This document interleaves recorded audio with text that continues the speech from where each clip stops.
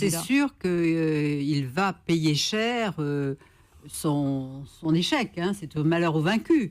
D'abord, ce que disent aujourd'hui... Son refus de se retirer, parce que c'est ça qui vont lui faire oui, bien. Oui, bien sûr. Bien sûr. Bon, ce soir, hein. Oui.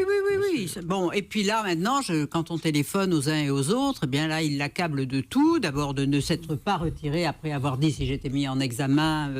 Bon, et beaucoup en veulent à ceux qui l'ont rejoint au Trocadéro, qui se sont montrés derrière lui, alors que beaucoup disent on aurait tous dû se liguer pour le pousser à renoncer, ce qu'on n'a pas fait.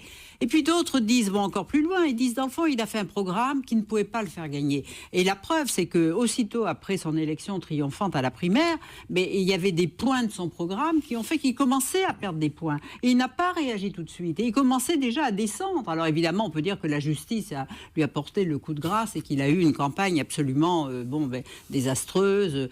Et la seule chose qu'on peut dire, c'est qu'il a eu des nerfs et une volonté, un orgueil pour aller jusqu'au bout de sa campagne.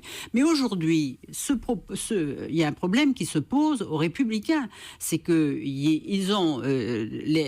l'investiture a été donnée à 577 candidats.